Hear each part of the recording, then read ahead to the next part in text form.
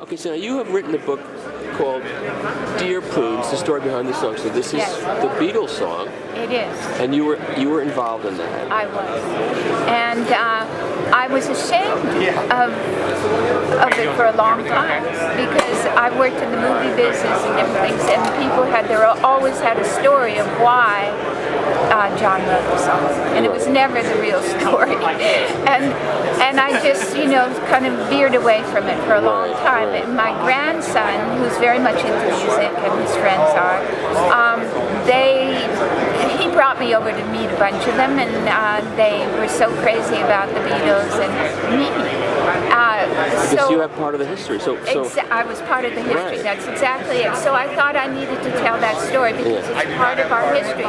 Very little of that period of the people who the Beatles were that turned to the East, kind of spiritual and gone through the psychedelics, all of that, really have affected the young people today with yoga and all just out of things. curiosity, how old is your grandchild? 21. 21. So isn't it amazing that young people that age are into the Beatles and into this old music and into Bernie Sanders?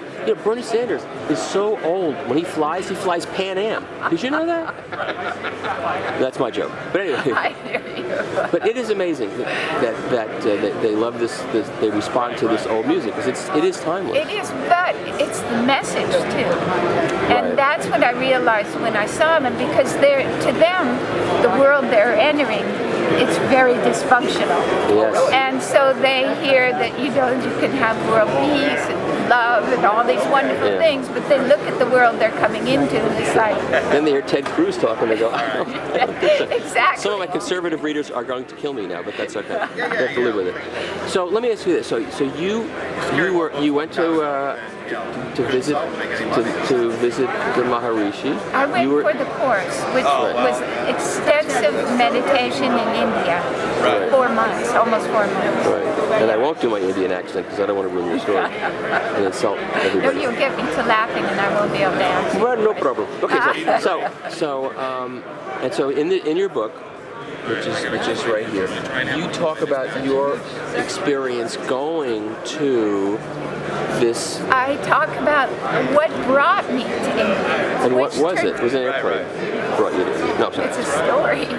But I mean, it was a lot of tsunami of things. And that I was not just one, I was one of many who kind of rejected the way the world was going, did not feel they could continue, and turned to the east, turned inward.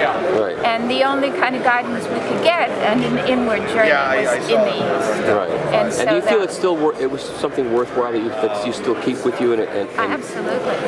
And I think it's still that this is what you see with the young people. I mean, they're all doing yoga. I mean, we've got something like 40 million practitioners. Do you know that the one car accident I had in the 70s, despite doing all the drugs that there were and driving on acid and everything, the one accident I had was after a yoga. I got in my car, I come out of the YMCA in Cambridge, and I'm driving along in my Volvo, I'm going, I just ran into another car. Well, so what's the lesson to be learned from that? Don't do yoga and do drugs. Okay, but... No, it's great to be blissed out with peace. At the right time. Exactly.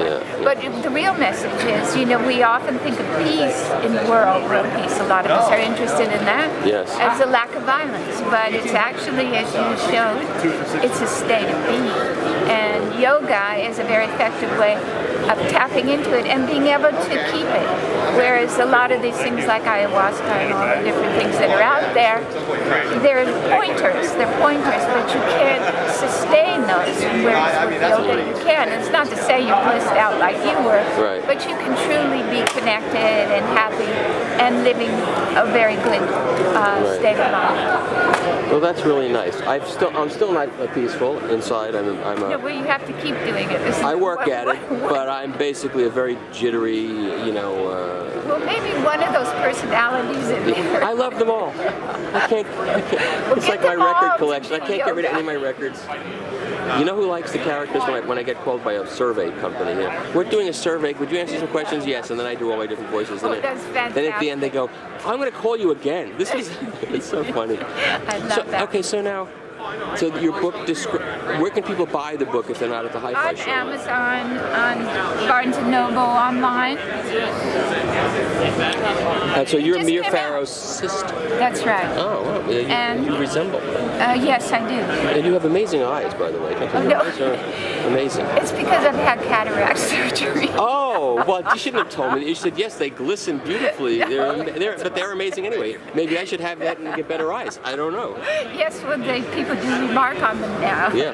How could you not? It would be ridiculous to be looking at you and saying, no. So this was named one of the best books of 2015 by Kirkus Review, which is a very good.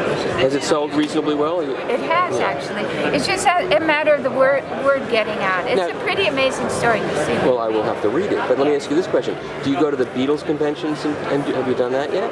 I have a little tiny bit. I'm going to do one at the end. What's the name of the? There's a big one in New York. One at the end of May. There's a big one in New York every year. I did the 50th anniversary. Yeah. Oh, you were there. I was there. I didn't see you. I was definitely there. Who else did I see there? Donovan. He was there. Who was there? Donovan. Yeah. Who did I see? I saw. Ken Scott. I saw. Yeah, Donovan. His story is interesting. Yes, generally. the song that was written about me, Donovan, which I never knew. He told me when I was there. He said that the picking, finger picking. He taught them how to do the finger picking. He learned from the gypsies. Oh, really? And he was doing it. He was playing around with it in India, and John heard him. And he said, "Where'd you learn that?" And he told him, and he said, "Teach me." It took him 2 days to learn, and then he used that. 2 years I couldn't learn that. And he used that for Dear Prudence. That's a lot of interesting things in this book. I'll buy a copy of this book. Yes, this is really. I don't want this copy. This copy's trash. No, that looks dirty, but this I want one of those copies. It's brand new. But I want one of those copies. This one's mine. This is the demo copy. That's no, the it's one. not the demo copy. I have one of those fetishes, but I'll always take the one behind the first one. All right. Okay? I want that one. All right, you can have this one. Okay. And then you can sign it for me. I'll take the other one. Yeah, see the stains and things? This was, I thought, what can I put on the cover? Stains? I don't want it. Yeah. This That was on it to begin with. I found this. This was drawn by my husband 44 years ago of me, and it was in a wrinkled up sheet of paper, and that's why it's all kind of stained and everything. Yes, please. Okay, well I'm going to turn this off now. Thank you so much for the story. Oh, it's been a pleasure. And of course you didn't tell me the whole story because you want me to read the book. Yes, of course. And I will. Okay.